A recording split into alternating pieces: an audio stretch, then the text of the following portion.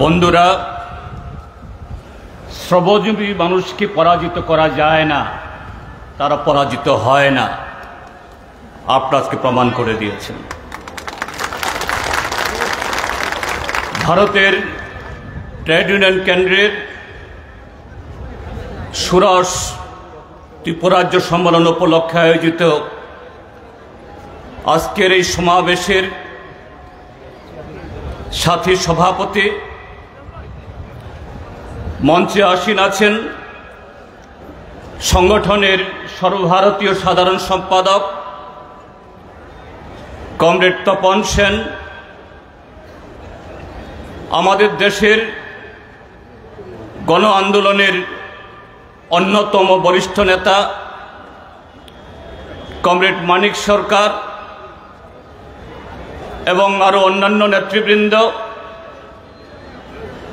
এবং আপনারা আজকে বহু বাধা অতিক্রম করে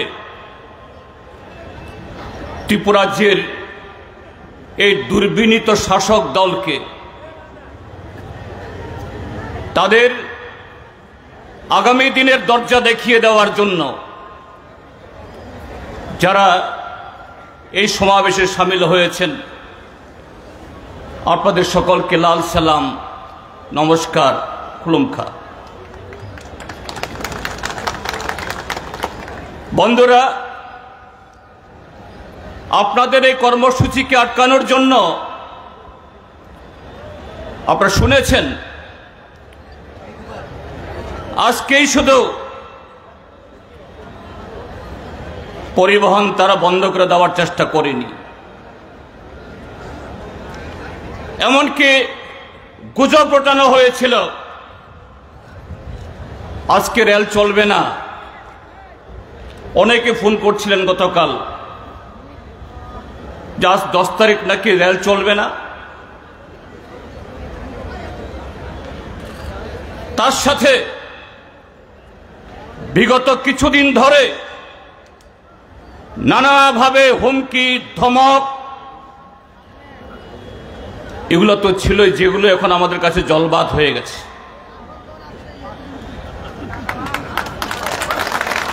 এই যে সভা আমরা এখানে করছি, সিআইটিও তারা চায়নি এরকম রাজপথ আটকে এই সভা করার জন্য। সিআইটিওর রাজ্য সম্মেলনের তারিখ নির্ধারণ হওয়ার পর প্রকাশ্য কর্মসূচি হবে। প্রশাসনকে জানানো হয়েছিল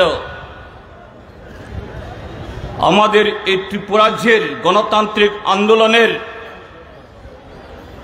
যে এরকম বড় জনসভা, বড় কর্মসূচি সংগঠিত করার জন্য, এটা শুধু এই ইদানিং কালে নয়, আজ থেকে আরো 40-50 বছর আগে থেকে রাজতন্ত্রের অবসান হয়ে যাওয়ার পর, গণতন্ত্রের সূচনা হওয়ার পর থেকেই আজকের যে স্বামী বিবেকানন্দ ময়দান বা আস্তাবল ময়দান, আমি যখন স্কুলের ছাত্র আগরতলা শহরে, তখন থেকে দেখে এসেছি সমস্ত কর্মসূচি সেখানে। পরবর্তী সময়তেও কিন্তু যে মাত্র তারা টের পেল এরকম একটা বড় সমাবেশ হবে, এখানে একটা মেলা লাগিয়ে দিল। কেন মেলা লাগাতে হবে? সেখানে কয়েকশো কোটি টাকা খরচ করে হাপানিয়াতে আন্তর্জাতিক মেলা সংগঠিত করার জন্য বিশাল পরিকাঠামো তৈরি করা হয়েছে। অন্য সব মেলা হতে পারে, এই সাধারণ কয়েকটা কোম্পানির জিনিস বিক্রি করার জন্য স্বামী বিবেকানন্দ ময়দান মাসের পর মাস, সপ্তাহের পর সপ্তাহ আটকে রাখতে হবে। আসল কথা হলো এই সরকার তারা ভীত, সন্ত্রস্ত, তারা পালাবার পথ খুঁজছে যে না, বিরোধী দলকে, গণতান্ত্রিক শক্তিকে সিআইটিওর মতো এই শ্রমিকদের সাথে নিয়ে যারা আন্দোলন করেন তাদেরকে আটকাতে হবে। আজকে আপনারা যারা এখানে এসেছেন কারা? চা বাগানের শ্রমিক, রাবার বাগানের শ্রমিক, নির্মাণ শ্রমিক, অসংখ্য, ত্রিপুরার যত সেরকম কলকারখানা নেই, অসংগঠিত ক্ষেত্রের শ্রমিক, সাথে ক্ষেত মজুর, দিন মজুর, জুমিয়া, বেকার যুবক। কি দাবি আপনাদের? আপনারা তো কারোর কাছ থেকে অন্যায় আবদার করছেন না, অন্যায্য দাবি করছেন না, ভিক্ষাও চাইছেন না। আপনাদের শ্রমের বিনিময়ে তার শ্রমের মূল্য, আপনাদের শ্রম দিয়ে আজকে এ রাজ্যের পরিকাঠামো, এ রাজ্যের সমস্ত ধরনের যা কিছু উৎপাদন হয়, কার বিনিময়ে? আপনাদের রক্ত, ঘাম, শ্রম, মেধা। সেই মেধার দাম, শ্রমের দাম, রক্তের দাম চাইছেন, ভিক্ষা তো চাইছেন না, অন্যায় হতে চাইছেন না। কিন্তু আপনাদেরকে কেন এ সমাবেশ করতে দেবে না? কেন এই সমাবেশ হলে পরে ত্রিপুরাজ্যের এই বিজেপি ত্রিপুরা মথা আইপিএফটি নামক জগদ্দল পাথরের তাদের সমস্ত অপকর্মগত 7.5 বছর তারা করেছে, এটা বেআব্রু হবে, নগ্ন হবে। তাদের সমস্ত অপকর্ম আরো বেশি বেরিয়ে পড়বে। কাজে এরা বিত। এটা শুধু আজকে এই আগরতলা শহরে না, ত্রিপুরাজ্যের আনাচে কানাচে সর্বত্র শুরু হয়েছে। বিরোধী দল, বিশেষ করে আমরা সিপিআইএম বামপন্থীরা, আমরা কৃষকের দাবি নিয়ে, জুমিয়াদের দাবি নিয়ে, শ্রমিকদের দাবি নিয়ে, বিভিন্ন এলাকার তার আঞ্চলিক দাবি নিয়ে গণতান্ত্রিকভাবে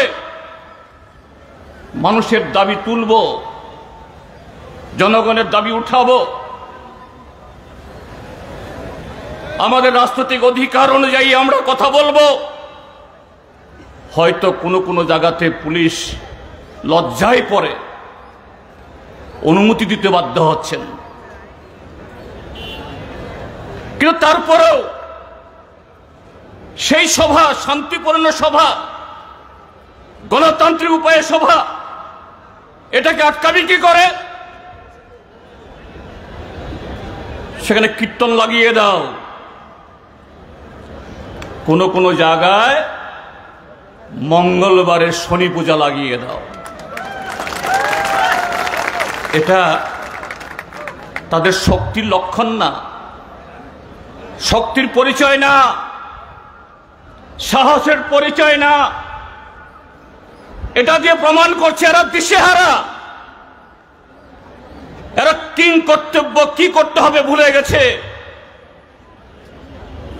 না হয় মঙ্গলবারে শনি পূজা করে না, দেখবেন আগামী দিন আসছে মাকে বাবা ডাকবে, বাবাকে মা ডাকবে, আর স্ত্রীকেও গিয়ে মা ডাকবে।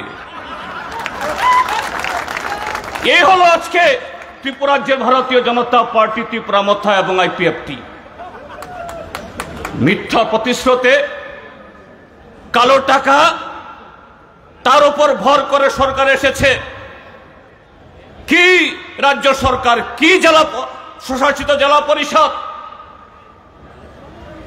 তাদের মধ্যে এখন দুর্নীতির প্রতিযোগিতা, লুটের প্রতিযোগিতা। এবং এটা কোন পর্যায়ে পৌঁছছে? একজন মন্ত্রী অবলীলায় বলছেন আমরা তো ঘুষ খাই।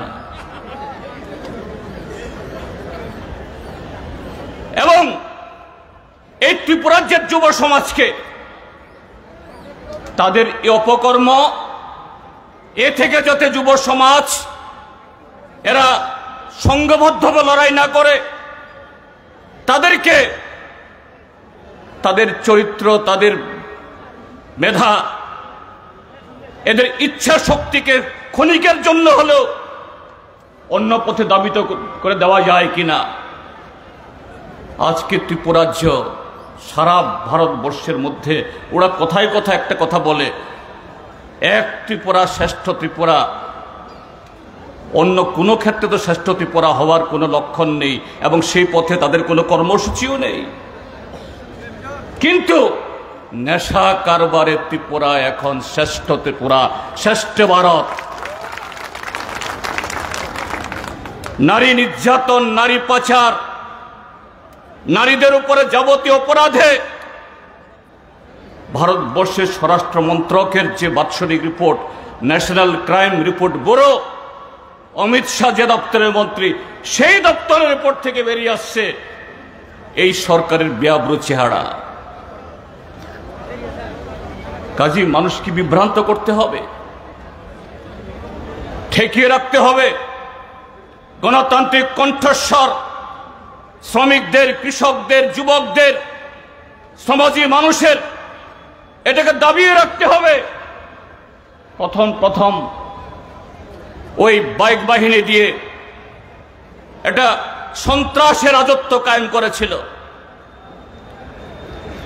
একটা অংশের যুবক বেকারত্ব, খিদের জ্বালায়, দারিদ্র্যের জ্বালায় তারাও তাদের ফাঁদে পড়েছিল এবং তাদেরকে দিয়ে এই রাজ্যের শত শত মানুষের ঘর বাড়ি পুড়িয়েছে, সম্পদ লুট করিয়েছে, বিরোধী দলগুলোর পার্টি অফিস মাটিতে লুটিয়ে দিয়েছে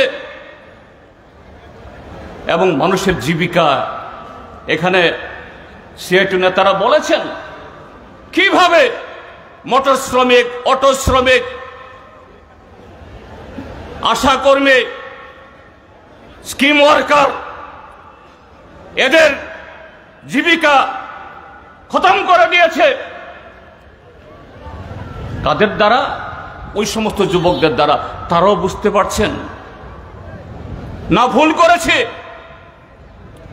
যে না এদের ফরমানে যদি আমরা এই সমস্ত অপকর্মে লিপ্ত হই, আমরা হয়তো কিছু কাজ পেয়ে যাব, সরকারি চাকরি পাবো, আশার গুড়ে বালি। গত 7.5 বছরে হয়নি, আগামী 2.5 বছরে কিচ্ছুই হবে না। যা কিছু হবে ছিটে ফোটা, তার বেশিরভাগ চলে যাবে ওই আসামে, বিহারে, উত্তরপ্রদেশে। ত্রিপুরা রাজ্যের যুবকদের নাম ভারিয়ে এই রাজ্যের মধ্যে তারা সমস্ত লুট করবে আর টাকায় তারা এগুলি বিক্রি করবে। আর ত্রিপুরা রাজ্যের যুবক শুধু যারা বিরোধী দলের, তারা তো পাবেই না, শাসক দলের হয়ে যারা কাজ করেছেন তারাও দাঁড়িয়ে দাঁড়িয়ে শুধু তাদের দেখতে হবে এগুলো। কাজে তার বিরুদ্ধে মানুষ ফুঁসছে, আমাদের মিছিল লম্বা হচ্ছে। এখানে কমরেড তপন সেন বলেছেন তারা আমাদের করতে দেবে না, তারা যেখানে বাধা দেবে আমাদেরই করতে হবে। আজকে যেমন আপনারা করেছেন, এই জায়গা থেকে আমরা জনসভা করছি, এটারও অনুমতি ছিল না, আমরা করেছি। আগামী দিন এইভাবেই এই ত্রিপুরা রাজ্যের মধ্যে এই জোট সরকারের সমস্ত বাধা ডিঙিয়ে জনগণের ঐক্যকে গণতান্ত্রিকভাবে আরো সংগঠিত করে আমাদের করে দেখাতে হবে। এই জায়গায় সামনে তারা আরো নানা ধরনের বুজরুকি করবে, নানা ধরনের খেলা খেলবে। একটা খেলা খেলছে, অন্য রাজ্যে শুরু করেছে, ত্রিপুরা রাজ্যেও করার চেষ্টা করছে, এসআইআর। এই এসআইআরে হ্যাঁ ত্রিপুরা রাজ্যে বেআইনি অনুপ্রবেশ আছে, এটা কেউ স্বীকার করে না। কিন্তু এসআইআর এর মাধ্যমে ভোটার তালিকার যে বিশেষ সংশোধনের মাধ্যমে চিহ্নিত করে ভারতের নির্বাচন কমিশন কোন অবৈধ নাগরিককে ফেরত পাঠাতে পারে না। এই দায়িত্ব কার? এই দায়িত্ব স্বরাষ্ট্র মন্ত্রকের। তারাই দায়িত্ব পালন করবে না? তাহলে কেন? ওই দেখেছেন বিহারে আগামী 14 তারিখে বিহারের ফল বেরোবে। আমরা যা খবর বার্তা পাচ্ছি, যদি সেরকম ভাবে বিহারের জনগণ তাদের সমস্ত চক্রান্ত এটাকে রুখে দিতে পারে, অনিবার্যভাবে বিহার থেকে শুরু হবে ভারতবর্ষে বিজেপির পতন। আজকে 10 তারিখ, মাঝখানে মাত্র আর 3-4 দিন বাকি আছে। যাই হোক, এখান থেকে তো আমি তো ঘনক নই, ফলাফল সে বলে দিতে পারি না, কিন্তু তার সমস্ত আভাস আমরা পাচ্ছি। কাজে তার জন্য ওই বিহারে এসআইআর করার চেষ্টা করেছিল, সবটা পারিনি, কিন্তু চক্রান্ত করেছে। এই ত্রিপুরাজ্যের মধ্যে ভারতীয় জনতা পার্টি এইভাবেই বিভাজনে খেলার চেষ্টা করছে। আর তার আরেক সরেক ত্রিপুরা মথা, এই রাজ্যকে greater Tripura land, no compromise, one last fight, ত্রিপুরাসা চুক্তি, ত্রিপুরাসা মুখ্যমন্ত্রী, আর কোনটাই যখন এখন আর ক্লিক করছে না, এখন নতুন স্লোগান দিচ্ছে ওয়ান নর্থ ইস্ট, ঐক্যবদ্ধ উত্তর পূর্বাঞ্চল। কিছুই না, মানুষের দৃষ্টিকে অন্যদিকে ধাবিত করার জন্য। আমাদের ট্রাইবেলদের মধ্যে উঠতি যুবক যাদের সেরকম ভাবে বুঝ জ্ঞান এখনো হয়নি, এদের মাথা খেয়ে ওই আবেগকে কাজে লাগিয়ে কিভাবে এই গণনিন্দিত এই সরকারকে টিকিয়ে রাখা যায়, আগামী দিন নির্বাচনগুলোতে বৈতরণী পার হওয়া যায়। আজকে যে চেতনা আপনারা প্রদর্শন করেছেন আগরতলা শহরে, সেই চেতনার প্রদর্শন অব্যাহত রাখুন।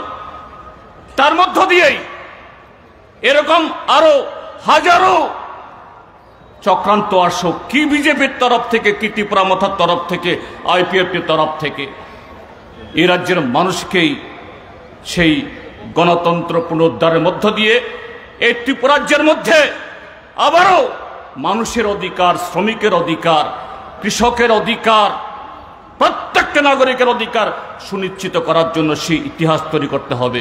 সেই ইতিহাস তৈরি করার জন্য সবাই দায়িত্ব গ্রহণ করুন, এই আহ্বান জানিয়ে আবারও আপনাদের সকলকে লাল সালাম, নমস্কার এবং খুলুমখা জ্ঞাপন করে আমার বক্তব্য শেষ করছি। ইনকলাব জিন্দাবাদ।